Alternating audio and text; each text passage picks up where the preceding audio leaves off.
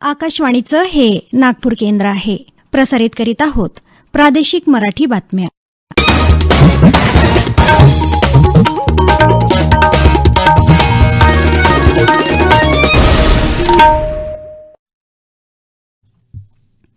आकाशवाणी नागपूर.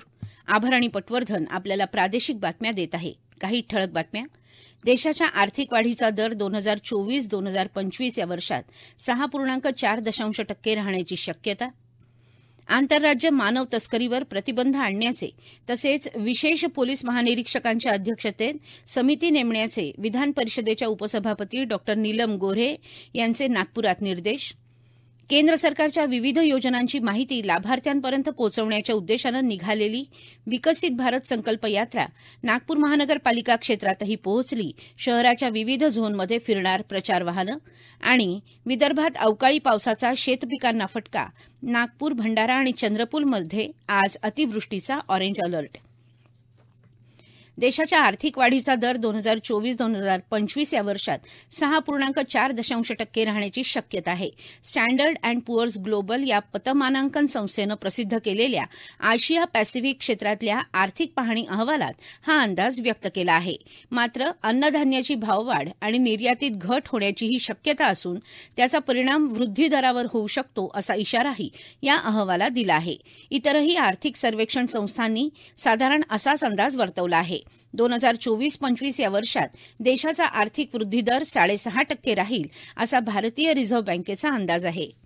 खडीगंमत आणि तत्सम कला आयोजनातून होणारे महिलांचं शोषण रोखण्यासाठी आंतरराज्य मानव तस्करीवर प्रतिबंध आणण्याचं तसंच विशेष पोलीस महानिरीक्षकांच्या अध्यक्षतेखाली तज्ज्ञांची समिती नेमून 15 दिवसाच्या आत अहवाल सादर करण्याचे निर्देश आज विधान परिषदेच्या उपसभापती डॉ. नीलम गोऱ्हे यांनी नागपूरमध्ये यंत्रणांना दिले.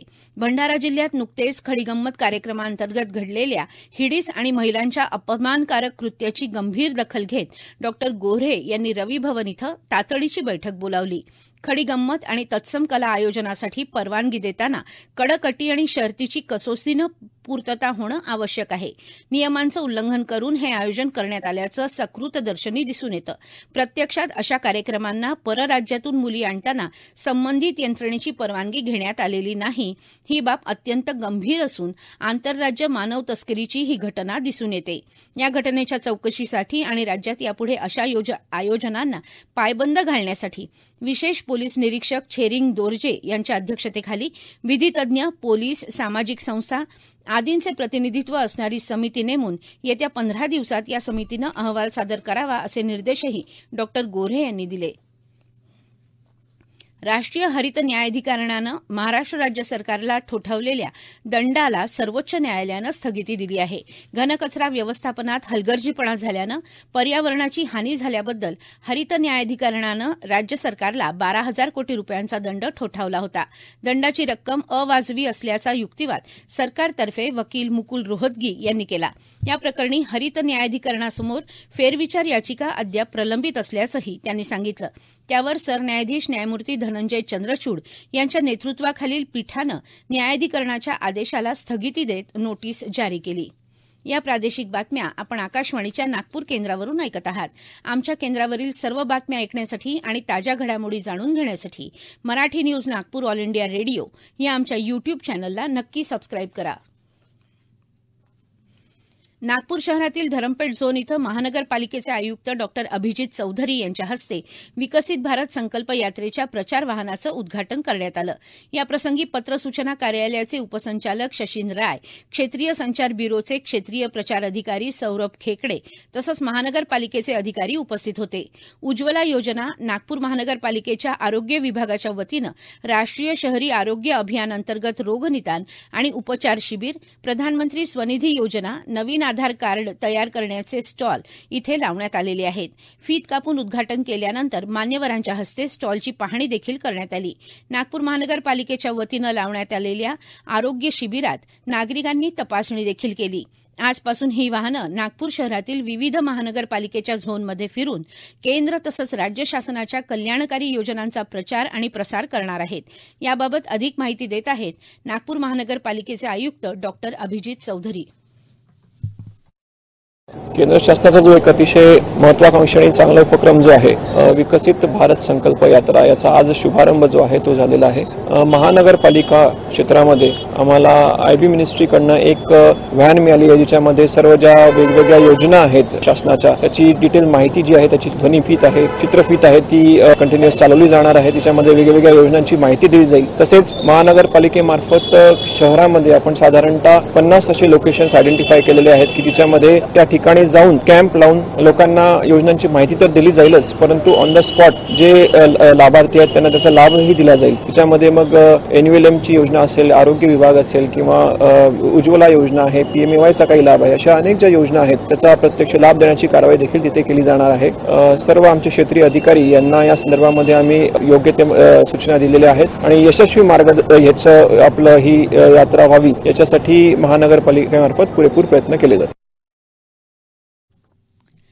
राज्यात अवकाळी पावसामुळे झालेल्या नुकसानीची कृषी मदत आणि पुनर्वसन तसंच महसूल विभागाच्या वतीनं वस्तुनिष्ठ माहिती संकलित करण्याचं काम सुरू असल्याचं कृषी मंत्री धनंजय मुंडे यांनी सांगितलं आहे. जिथे शेतकऱ्यांचं नुकसान झालं आहे तिथे मदत करण्यासाठी शेतकऱ्यांच्या पाठीशी खंबीरपणे उभे राहण्याची शासनाची भूमिका असल्याचं त्यांनी समाजमाध्यमावरील संदेशात सांगितलं. राज्यातल्या सुमारे 16 ते 17 जिल्ह्यांमध्ये मागील 2 दिवसात अवकाळी पाऊस आणि गारपीट झाल्यानं हजारो हेक्टर शेती बाधित झाली असल्याचं वृत्त आहे. दरम्यान राज्यात अनेक भागात आजही अवकाळी पाऊस झाला. अकोल्यात आज सकाळी दमदार पाऊस झाला तर नागपूर इथंही सकाळी पाऊस झाला. रब्बी पिकांना या पावसाचा तडाखा बसण्याची शक्यता आहे. वाशिम जिल्ह्यात आज पहाटे विजेच्या कडकडाटासह जोरदार पाऊस झाला. या पावसामुळे गहू आणि हरभरा पिकांचं नुकसान झालं. बुलढाणा जिल्ह्यात रात्रभर पाऊस सुरू होता. खामगाव शहरात काल रात्री 55 मिलीमीटर पावसाची नोंद झाली. हवामान. नागपूर भंडारा आणि चंद्रपूर इथं आज पावसाचा ऑरेंज अलर्ट जारी करण्यात आला आहे. दरम्यान नागपुरात पहाटेपासून ते सकाळपर्यंत चांगला पाऊस झाला त्यामुळे हवेत गारवा निर्माण झाला आहे. रब्बी पिकांना या पावसाचा तडाखा बसण्याची शक्यता आहे. गडचिरोलीमध्ये सकाळपासून ढगाळ वातावरण आहे. यवतमाळमध्ये सलग दुसऱ्या दिवशीही अवकाळी पावसानं हजेरी लावली आहे. रात्रीतून विजांच्या कडकडाटासह धुवाधार बरसणाऱ्या या पावसानं शेतकऱ्यांची झोप उडवली असून त्यांच्या डोळ्यांदेखत हाती येणारी खरीपाची पिकं मातीमोल होत आहेत. कापूस, तूर, भाजीपाला पिकं आणि फळबागांचं पावसामुळे प्रचंड नुकसान होत आहे. दुसरीकडे रब्बी हंगामात शेतकऱ्यांनी हरभरा पेरला मात्र त्यावर अतिपाऊस होत असल्यानं हरभरा जळण्याची भीती शेतकऱ्यांना सतावत आहे. या पावसामुळे जनजीवनही प्रभावित झालं आहे. अवकाळी पावसामुळे कापूस उत्पादक शेतकऱ्यांना सर्वाधिक फटका बसला आहे. पावसामुळे शेतात चिखल झाल्यानं आता पुढील काही दिवस कापूस वेचणं देखील अवघड ठरणार आहे. वाशिम जिल्ह्यात दुसऱ्या दिवशीही पहाटे 4 वाजल्यापासून विजेच्या कडकडाटासह जोरदार पाऊस झाला. अवकाळी पावसानं गहू आणि हरभरा पिकांचंही नुकसान झालं. जिल्ह्यात सरासरी गेल्या 24 तासात 36.8 मिलीमीटर पाऊस झाला आहे. रविवारी रात्रीपासून अमरावती जिल्ह्यातील अचलपूर, चांदूरबार, तिवसा, धामणगाव, चांदूर रेल्वे यासह पश्चिम विदर्भातील अनेक जिल्ह्यांमध्ये पावसानं हजेरी लावली. मध्यरात्री कमी अधिक प्रमाणात पाऊस झाला. रात्री 2च्या सुमारास सुरू झालेला पाऊस अद्यापपर्यंत संततधार सुरू आहे. या पावसानं कृषी उत्पन्न बाजार समितीमधील हजारो क्विंटल कृषी मालाचं नुकसान झालं आहे. येत्या 26 ते 31 डिसेंबर या कालावधीत चंद्रपूर जिल्ह्यातील बल्लारपूर इथं राष्ट्रीय शालेय मैदानी क्रीडा स्पर्धा होणार आहेत. चंद्रपूर जिल्ह्याच्या मातीतून ऑलिम्पिक गाजवणारा स्पर्धक निर्माण करण्याचा आपला मानस आहे असं पालकमंत्री सुधीर मुनगंटीवार यांनी म्हटलं आहे. या स्पर्धेसाठी येणाऱ्या प्रत्येक स्पर्धक, प्रशिक्षक आणि पालकांना मोफत ताडोबा पर्यटन दिलं जाणार असल्याची माहितीही त्यांनी यावेळी दिली. ग्रंथालय मुंबईतर्फे महाराष्ट्रातील 12 जिल्ह्यात आरोग्य आणि विज्ञान जागृती यात्रेचं आयोजन करण्यात आलं आहे. नागपूर इथं त्यानिमित्त विदर्भ साहित्य संघ, कवितेचं घर चंद्रपूर आणि विज्ञान भारती विदर्भ प्रदेश मंडळ यांच्या संयुक्त विद्यमानं अमेय दालन सांस्कृतिक संकुल विदर्भ साहित्य संघ सीताबर्डी इथे 29 नोव्हेंबरपासून 1 डिसेंबरपर्यंत 3 दिवस विविध कार्यक्रम घेण्यात येणार आहेत. 29 नोव्हेंबर रोजी सकाळी 10 वाजता विज्ञान आणि आरोग्यविषयक माहिती देणाऱ्या पोस्टर आणि पुस्तकांच्या प्रदर्शनाचं उद्घाटन वनराई फाउंडेशनचे अध्यक्ष गिरीश गांधी यांच्या हस्ते होणार असून अध्यक्षस्थानी विदर्भ साहित्य संघाचे अध्यक्ष प्रदीप दाते राहतील. प्रमुख पाहुणे म्हणून विदर्भ साहित्य संघाचे सरचिटणीस विलास मानेकर उपस्थित राहतील. भारत आणि ऑस्ट्रेलिया दरम्यान 20 षटकांच्या क्रिकेट मालिकेतला तिसरा सामना आज गुवाहाटीमध्ये होणार आहे. संध्याकाळी 7 वाजता हा सामना सुरू होईल. या मालिकेतल्या विशाखापट्टणम इथं झालेल्या पहिल्या सामन्यात भारतानं ऑस्ट्रेलियावर 2 गडी राखून विजय मिळवला होता, तर तिरुवनंतपुरम इथल्या दुसऱ्या सामन्यात ऑस्ट्रेलियाचा 44 धावांनी पराभव केला होता. 5 सामन्यांच्या या मालिकेत भारत सध्या 2-0 आघाडीवर आहे. शेवटी पुन्हा काही ठळक बातम्या. देशाच्या आर्थिक वाढीचा दर 2024-2025 या वर्षात 6.4% राहण्याची शक्यता. आंतरराज्य मानव तस्करीवर प्रतिबंध आणण्याचे तसेच विशेष पोलीस महानिरीक्षकांच्या अध्यक्षतेत समिती नेमण्याचे विधान परिषदेच्या उपसभापती डॉ. नीलम गोऱ्हे यांचे नागपुरात निर्देश.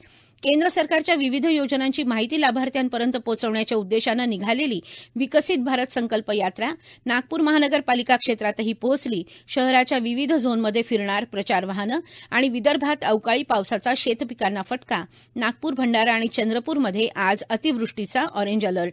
याबरोबरच हे प्रादेशिक बातमीपत्र संपलं. नमस्कार.